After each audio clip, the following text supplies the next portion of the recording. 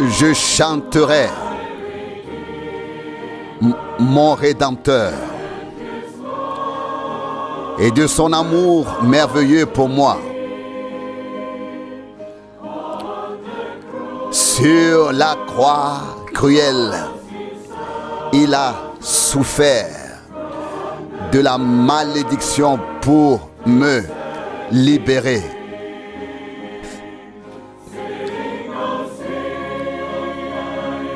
Chantez, chantez mon Rédempteur.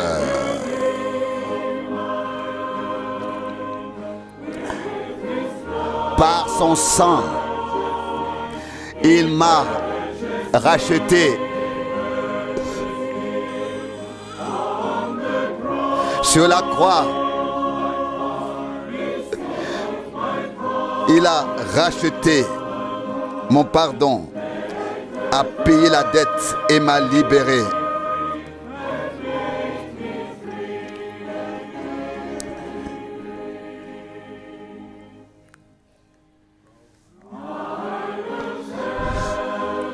Je raconterai la merveilleuse histoire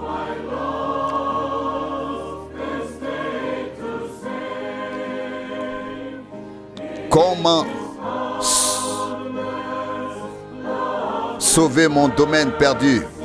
Dans son amour et sa miséricorde sans limite, il a librement accordé la rançon.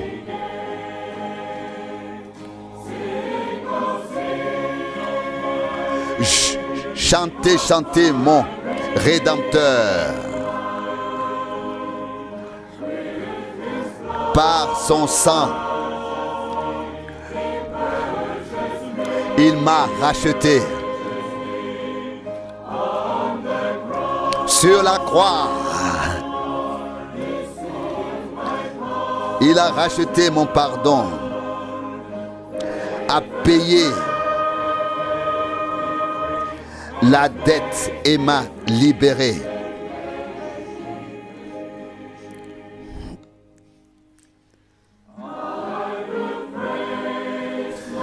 Je louerai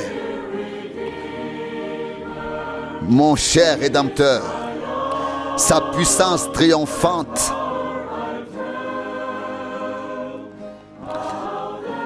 Je le dirai, comment la victoire qu'il me donne sur le péché, la mort et l'enfer.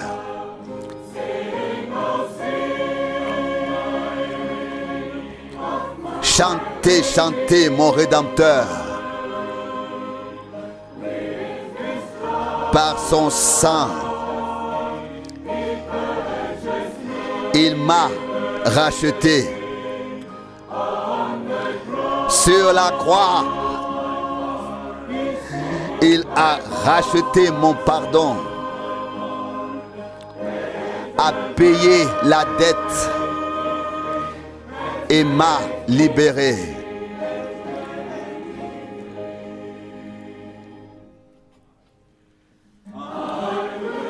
Je chanterai mon Rédempteur et son amour céleste pour moi.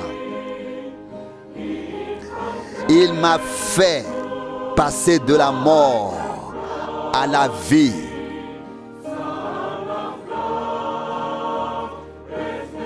Pour être avec lui, Fils de Dieu. Chantez, chantez mon Rédempteur. Par son sang, il m'a racheté. Sur la croix, il a racheté mon pardon, a payé la dette et m'a libéré.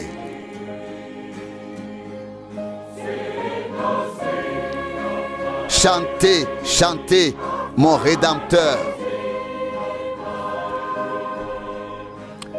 Par son sang,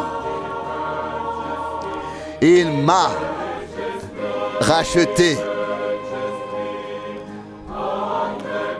sur la croix. Il a racheté mon pardon et payé la dette et m'a libéré.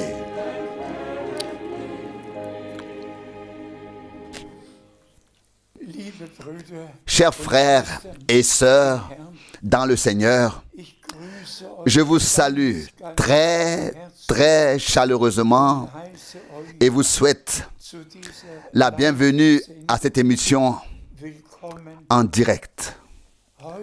Aujourd'hui, nous allons parler de plusieurs points. Aujourd'hui, nous nous souvenons, ou moi en particulier, du 2 avril 1962. Et puis, 62 ans se sont écoulés depuis que le Seigneur m'a appelé d'une voix audible et m'a mandaté, chargé de proclamer sa parole.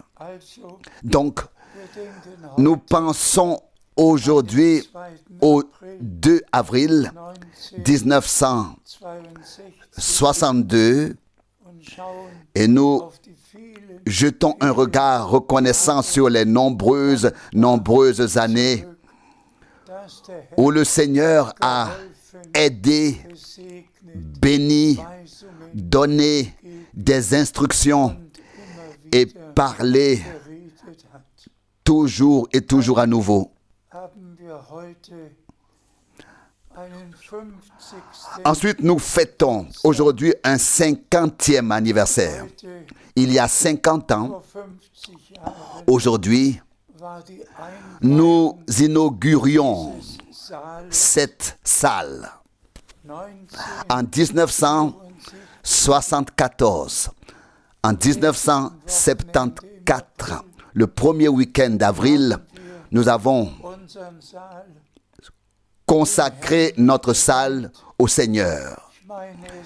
Je veux dire qu'il y a 556 places assises et le Seigneur a veillé à ce qu'elles soient assez souvent occupées et qu'il faille encore ajouter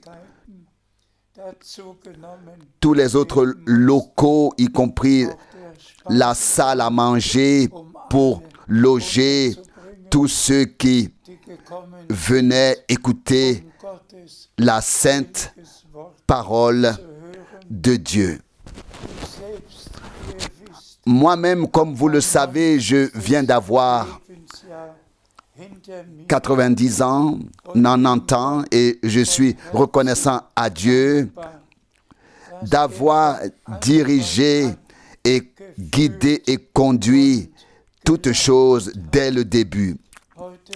Aujourd'hui, avec frère Borg, qui lira les passages bibliques, nous allons aussi regarder ensemble vers le passé. En 1958, frère Borg était présent lorsque j'ai traduit le premier sermon de frère Branham et depuis, nous avons marché ensemble sur le chemin du Seigneur et servi le Seigneur. Ainsi, frères et sœurs bien-aimés, nous allons aussi nous référer brièvement au ministère de frère Branham, dont le Seigneur s'est servi de manière particulière. Et je peux déjà le dire ici, j'ai écouté et lu hier encore une fois les 22 chapitres de l'Apocalypse. Et je suis tout simplement subjugué par les nombreuses choses surnaturelles que Jean a vécues, vues et entendues sur l'île de Patmos et qu'il a pu mettre par écrit. Il a vu celui qui était assis sur le trône et a regardé l'agneau venir prendre le livre des 7 sceaux de la main droite de celui qui était assis sur le trône. Combien de fois Jean a-t-il mentionné les 24 anciens, les 4 êtres vivants?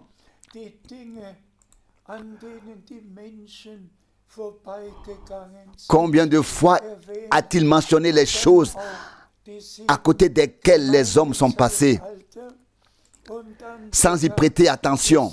Puis aussi les 7 âges de l'Église et ensuite même les 7 sceaux.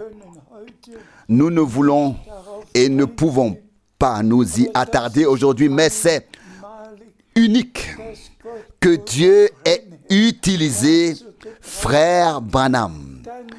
Puis, quand le temps est venu, du 5 au 11 décembre 1960, pour parler des 7 écrits envoyés aux églises, pour parler de cela par révélation. Et puis est venu le temps du 17 au 24 mars 1963, où Frère Branham a reçu l'instruction que les 7 sceaux seront ouverts. Et nous savons tous qu'il lui a été dit qu'il devait apporter le message qui précéderait la seconde venue de Christ. Frères et sœurs, nos frères au commencement, que ce soit Pierre, que ce soit Jean, que ce soit Jacques, ont vécu des choses surnaturelles avec notre Seigneur. Aussi, depuis le début de l'Église du Nouveau Testament, des événements surnaturels se sont également produits. Mais tout ce qui a été révélé sur l'île de Patmos, tout ce qui allait arriver jusqu'aux nouveaux cieux et à la nouvelle terre, et le fait qu'à notre époque, Dieu avait un prophète à qui il pouvait tout révéler. Oh, comme nous pouvons être reconnaissants, comme nous pouvons être reconnaissants. Maintenant, nous allons lire quelques passages de la Bible et toujours demander à Frère Borg de le faire, s'il te plaît. Nous lisons de Matthieu 24, verset 3. Matthieu 24, verset 3.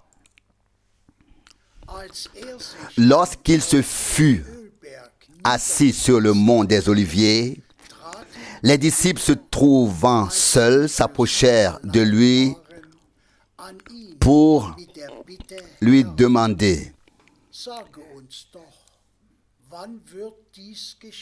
dis-nous donc quand cela arrivera et quel est le signe de ton retour et de l'achèvement du temps du monde. Frères et sœurs, nous avons ici 3 questions et nous sommes vraiment reconnaissants à Dieu qu'elles aient reçu une réponse. La première promesse s'est en effet réalisée en 70 ou alors en 70 après Jésus-Christ, lorsque le temple a été détruit, car c'était la première question. Et la réponse était qu'il ne resterait pas pierre sur pierre. Et l'accomplissement a eu lieu en 70, en 70, après Jésus-Christ, lorsque la destruction a eu lieu. Mais la deuxième question est la suivante. Et quel est le signe de ton retour? Et puis nous arrivons à notre époque, à ce moment-là, pour laquelle tout a été prédit, ce qui arriverait avant le retour de Jésus-Christ. Et aussi, tout a été dit sur ce qui se passerait après le retour jusqu'à la fin. Il suffit de lire Matthieu 24 où beaucoup de choses sont écrites, ou Luc 21 et les différents passages bibliques sur ce qui se passerait avant le retour de Jésus-Christ. Frères et sœurs, nous ne nous sommes pas assis au pied de Gamaliel ou d'un scribe,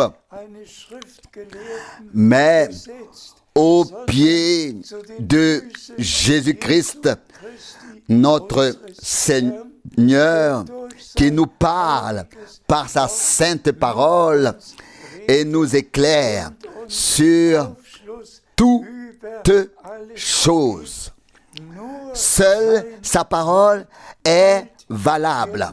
Nous voulons seulement entendre ce qu'il a à dire aux églises, et en particulier à nous en ce temps, en ce moment. Continuons donc à lire, s'il te plaît. Nous lisons Luc 21, verset 28. Luc 21, verset 28.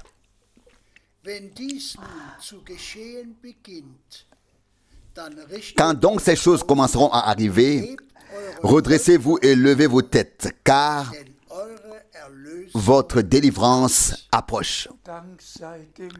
Rendons grâce au Seigneur. Nous devrions être attentifs aux signes des temps, aux signes de la fin des temps. Et lorsque tout cela se produit, nous devrions lever la tête, car nous savons que notre rédemption est proche. Nous sommes en effet très, très proches du retour de Jésus-Christ, notre Seigneur.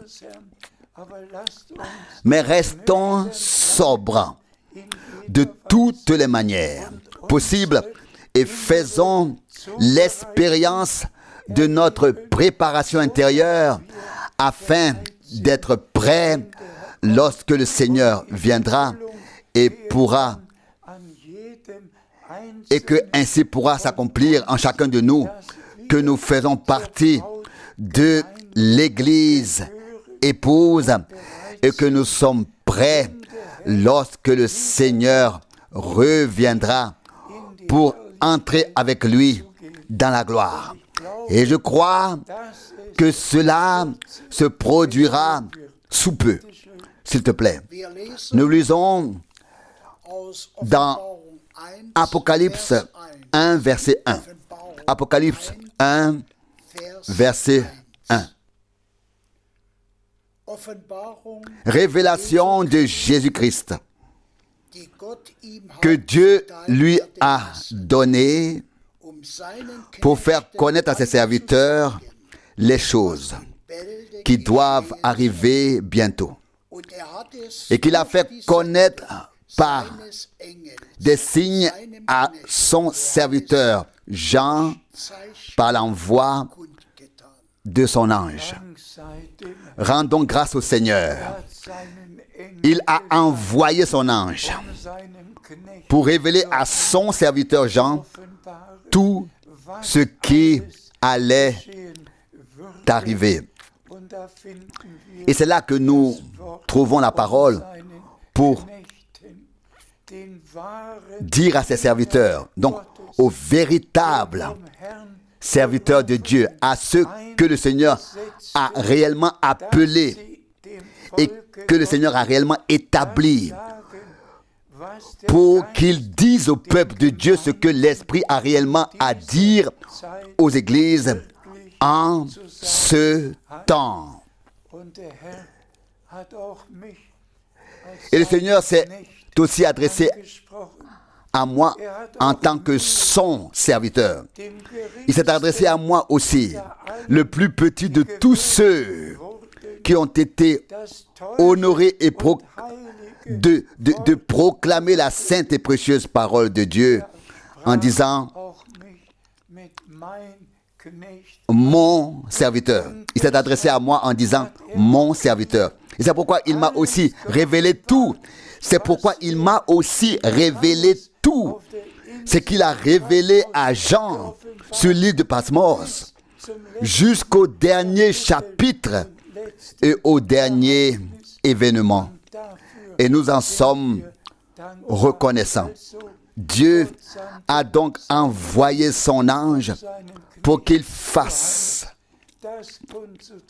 savoir à son serviteur Jean ce qui devait être dit au serviteur de Dieu. Et nous sommes reconnaissants pour la révélation de Jésus-Christ, notre Seigneur. S'il te plaît. S'il te plaît. Nous lisons Actes 20, verset 27.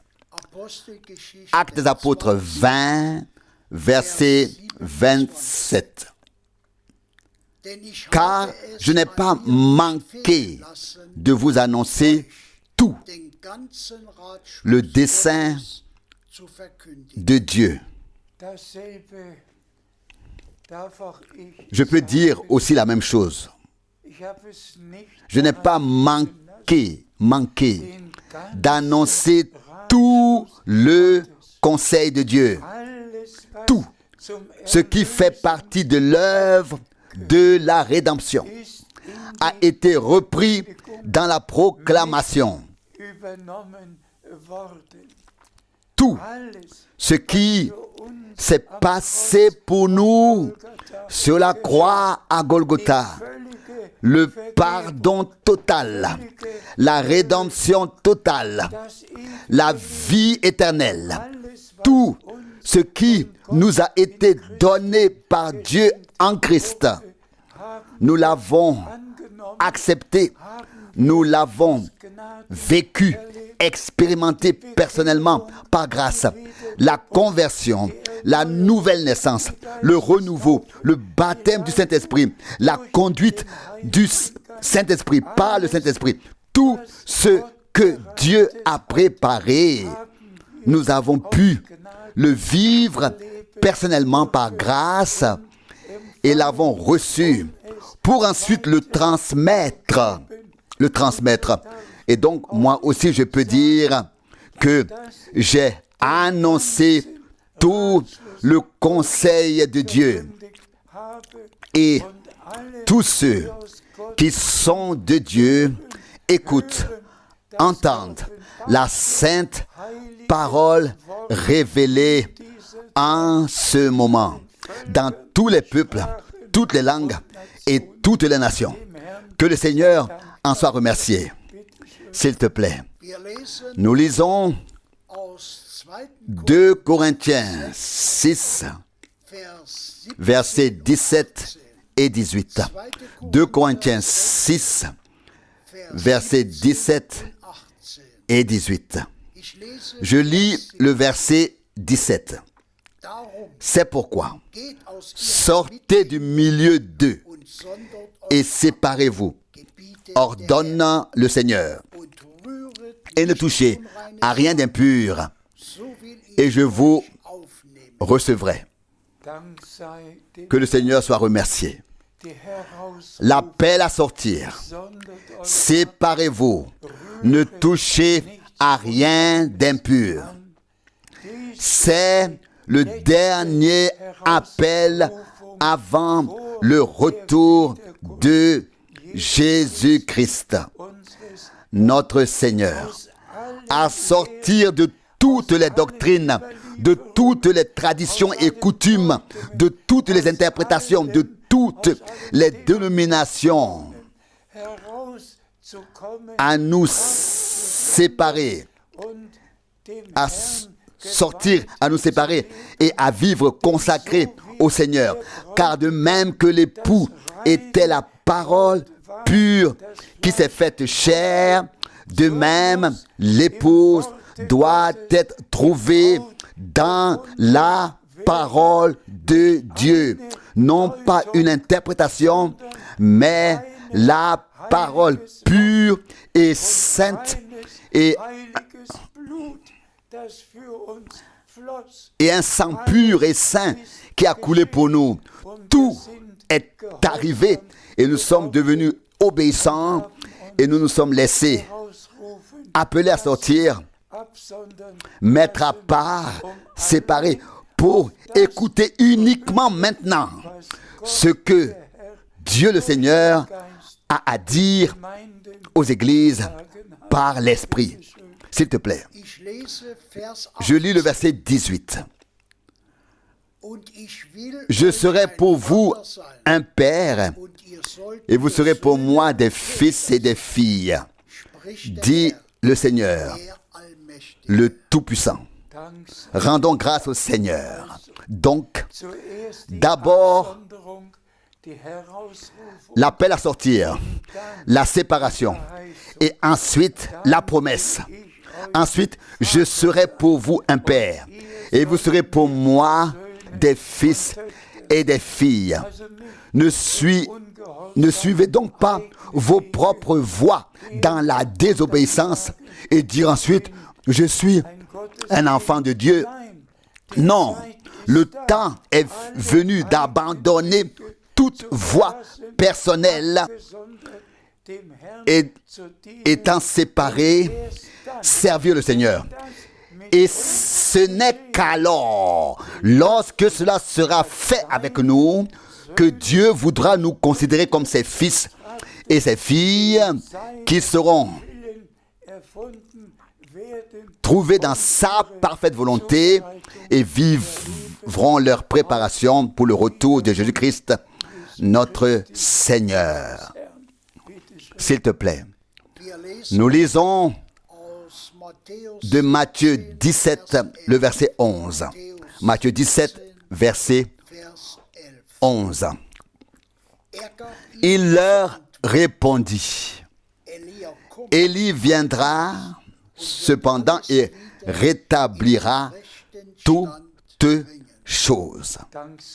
Grâce soit rendue au Seigneur. Nous avons déjà lu et répété et relu ce passage biblique à de nombreuses reprises. Tout comme Élie a été envoyé pour convoquer le peuple de Dieu sur le mont Carmel, afin qu'il prenne sa décision et qu'il n'aille plus dans telle ou telle direction, mais qu'il soit ramené à Dieu. Il en a été de même à notre époque. Et Dieu a pu utiliser frère Branham pour ramener le peuple de Dieu à Dieu. Loué soit le nom du Seigneur. S'il te plaît. Nous lisons dans Actes des Apôtres, chapitre 3, verset 21. Actes des Apôtres, chapitre 3, verset 21. Il faut cependant que le ciel le reçoive jusqu'au temps du rétablissement de tout ce que Dieu a annoncé dès les temps anciens par la bouche de ses saints prophètes. Chers frères et sœurs, réfléchissez dans le deuxième sermon. Il y a 2000 ans, Pierre a été conduit à écrire. Lui, notre Seigneur et Rédempteur, doit demeurer dans les cieux jusqu'au temps du rétablissement de tout ce que Dieu a annoncé par la bouche de ses saints prophètes depuis les temps anciens. Tout doit être remis en place, restauré, rétabli, et cela se passe maintenant dans le monde entier. Tous les vrais enfants de Dieu ont abandonné réellement leurs propres pensées, leurs propres voix, leurs propres interprétations et croient maintenant uniquement ce que Dieu a écrit dans sa parole. Le ciel doit l'accueillir, lui, notre Seigneur, jusqu'à notre époque où tout sera rétabli et nous pouvons en faire l'expérience. Loué soit notre Seigneur pour cela. S'il te plaît, nous lisons de Jean 14, versets 2 et 3. Jean 14, versets 2 et 3. Je lis le verset 2. Il y a plusieurs demeures dans la maison de mon Père. S'il n'en était pas ainsi, je vous l'aurais dit. Car je m'en vais vous préparer une place. Loué et exalté soit notre Seigneur. Après avoir accompli la rédemption, il est monté nous préparer une place. Et nous lirons maintenant dans le verset suivant qu'il reviendra. C'est ce qu'il a promis pour nous prendre avec lui. Oh frères et sœurs, le temps est là et nous sommes reconnaissants à Dieu du fond du cœur que tous ces passages bibliques nous parlent directement. S'il te plaît, lis le verset suivant. Nous lisons le 3e verset. Et quand je serai allé et que je vous aurai préparé une place, je reviendrai et je vous prendrai avec moi afin que là où je suis, vous y soyez aussi. Loué et exalté soit notre Seigneur. La deuxième question était la suivante. Et quel est le signe de ton retour? Nous avons déjà lu les passages bibliques. Il reste au ciel jusqu'au moment où tout sera rétabli. Il est allé nous préparer une place et il reviendra. Et le retour du Seigneur a été décrit dans tant de passages bibliques, que ce soit dans 1 Thessaloniciens 4, dans 1 Thessaloniciens 15, du verset 51, et dans tous les autres passages bibliques, le retour du Seigneur nous a été décrit. Mais pensez à la beauté de la chose.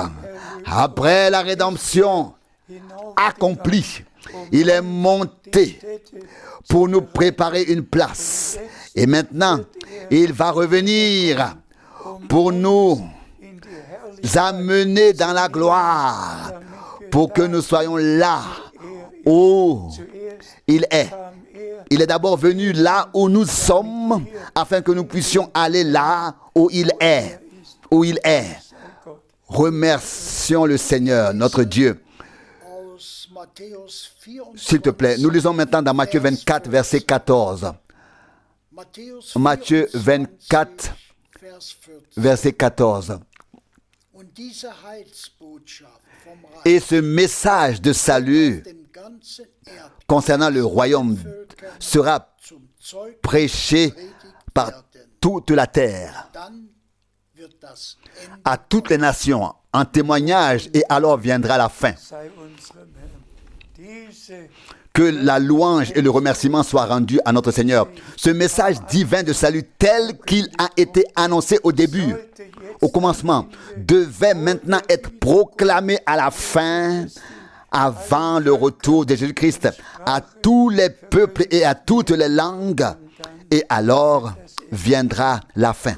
Dieu a conduit les choses de telle manière qu'il a utilisé frère Branham pour nous ramener à la parole originale, au message divin du salut.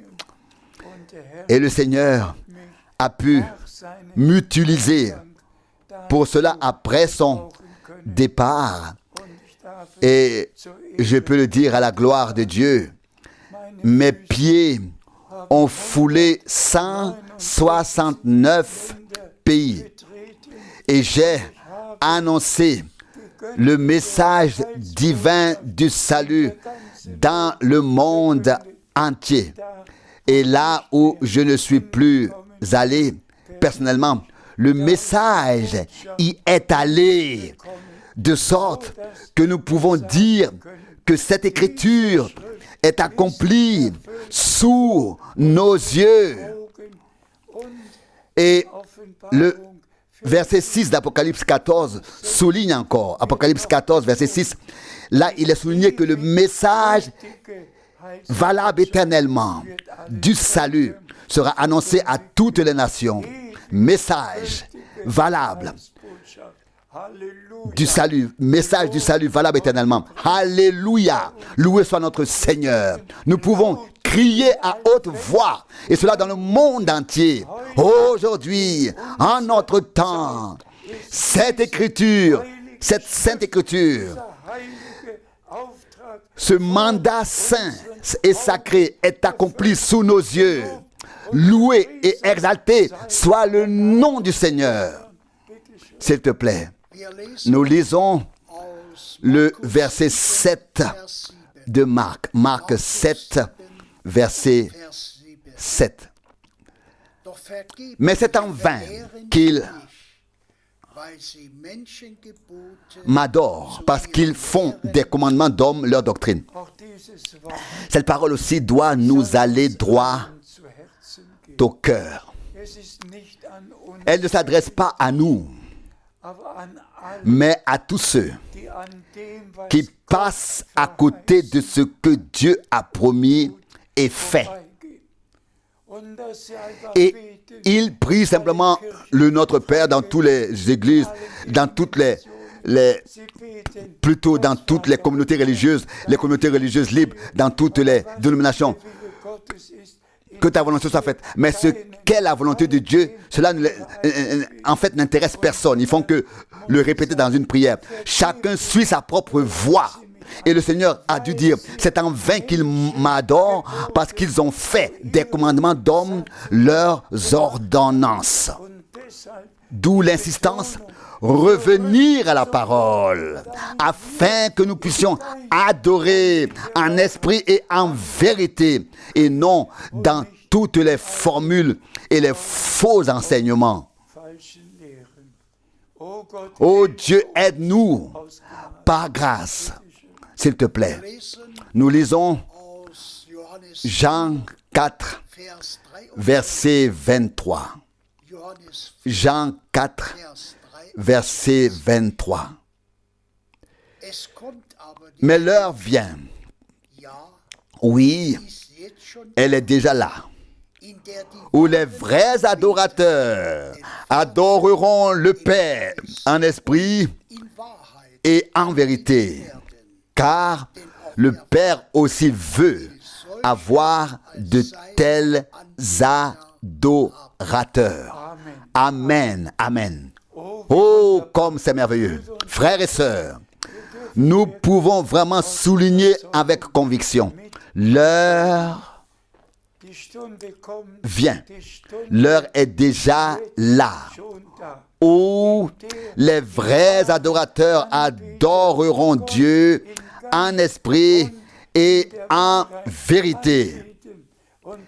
Et la vérité est la sainte parole de Dieu.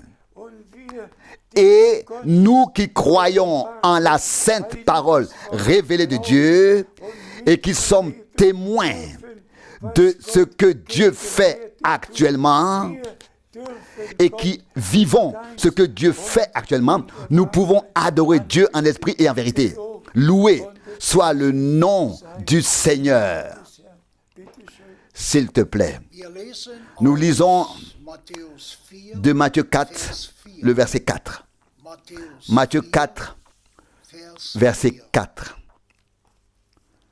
Mais il lui répondit. Il est écrit, ce n'est pas de pain seulement que l'homme vivra, mais de toute parole qui sort de la bouche de Dieu. Encore une fois, l'accent est mis sur la parole de Dieu. Non pas du pain seul, vivre ce qui est terrestre, mais spirituellement vivre de toute parole qui est sortie de la bouche de Dieu.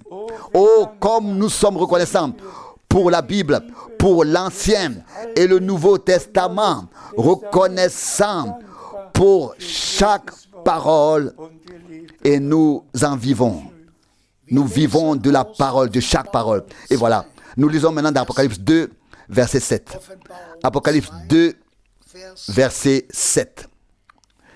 Que celui qui a des oreilles entende ce que l'Esprit dit aux églises.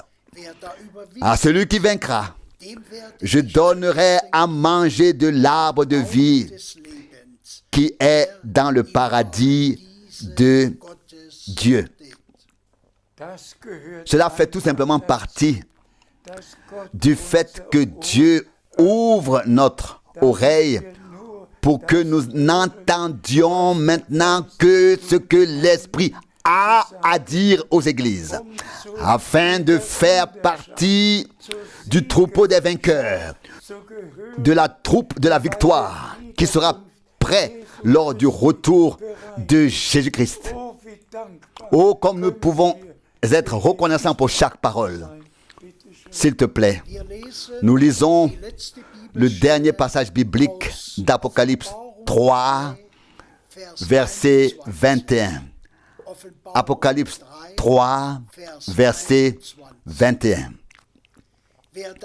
À celui qui vaincra, je donnerai d'être assis avec moi sur mon trône. Comme moi aussi, j'ai vaincu et me suis assis avec mon Père sur son trône. Chers frères et sœurs, je vous en prie, veillez lire, relire tous les passages bibliques qui nous parleront aujourd'hui et à l'avenir et qui deviendront une réalité dans notre vie spirituelle.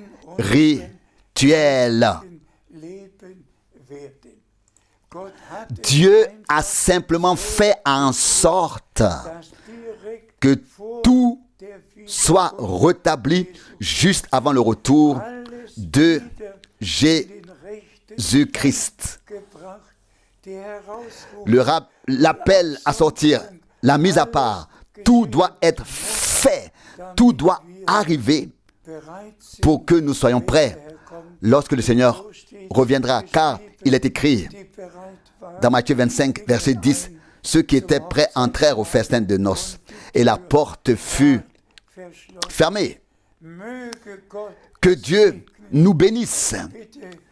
S'il vous plaît, comprenez que je l'ai mentionné plus tôt, aujourd'hui est un jour spécial pour moi. Le 50e anniversaire de l'inauguration de la maison de Dieu, au cours de dans laquelle des milliers de prédications ont été prononcées, qui sont maintenant écoutées par les gens de tous les peuples et de toutes les langues pendant les retransmissions hebdomadaires. Et puis la grâce suivante, le 2 avril 1962. 62 ans se sont écoulés au service direct du Seigneur et je n'ai rien à corriger, rien à reprendre. Je n'ai fait que proclamer ce qui est écrit dans les Saintes Écritures. Et c'est ainsi que le message valable éternellement, le message du salut valable éternellement, a été proclamé à tous les peuples et à toutes les langues, maintenant, avant le retour du Seigneur. Et notre Seigneur, qui a déjà préparé une place, reviendra et nous prendra chez lui. Frères et sœurs bien-aimés, s'il vous plaît, soyez présents. Soyez dans la chose. Prenez part à ce que Dieu fait maintenant. Séparez-vous. Mettez-vous à part. Sortez. Ne touchez à rien d'impur. Laissez-vous sanctifier dans la parole de vérité. Purifiez dans le sang de l'agneau. Et vivez ainsi votre préparation. Car notre Seigneur vient. Sa venue est très, très proche. Très, très proche.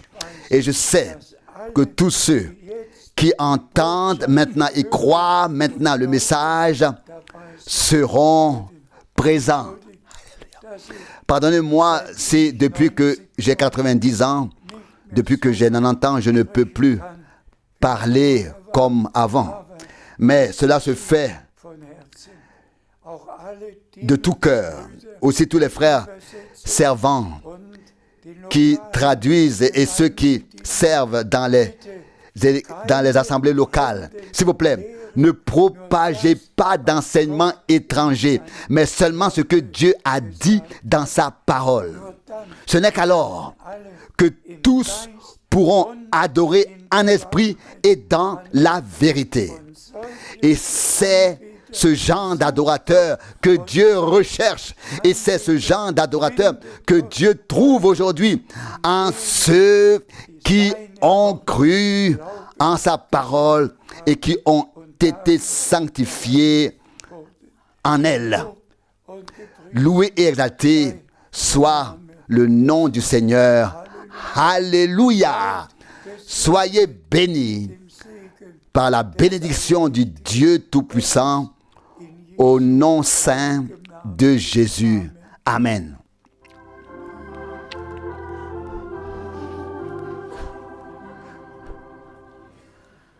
Magnifique message d'amour. Dis-le-moi encore une fois. Magnifique message d'amour pour un monde rempli de tourments. Les anges l'annoncent avec ravissement. Les bergers l'écoutent avec étonnement. Et toi, qui es lié par le péché, écoute ce message, t'es destiné. Merveilleux, merveilleux, merveilleux. Message d'amour, message pour toi et pour moi. Magnifique message d'amour. Dieu a envoyé le Fils. Dieu a envoyé le Fils. Magnifique message d'amour.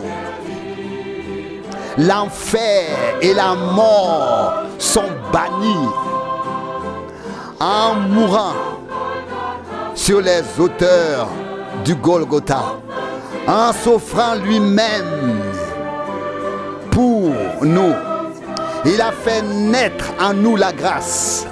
Écoute, ce message est pour toi. Merveilleux, merveilleux, merveilleux message d'amour, message pour toi et pour moi. Magnifique message d'amour, libérateur dans la vallée de la mort. Le glorieux message d'amour ouvre la salle des cieux. Là-bas, les cris de joie et les bruits de fond sont 1000 fois plus beaux qu'ici. Dieu est réconcilié avec l'homme. Écoute, ce message est pour toi. Merveilleux, merveilleux, merveilleux message d'amour, message pour toi et pour moi. Merveilleux, merveilleux, merveilleux message d'amour, message pour toi et pour moi.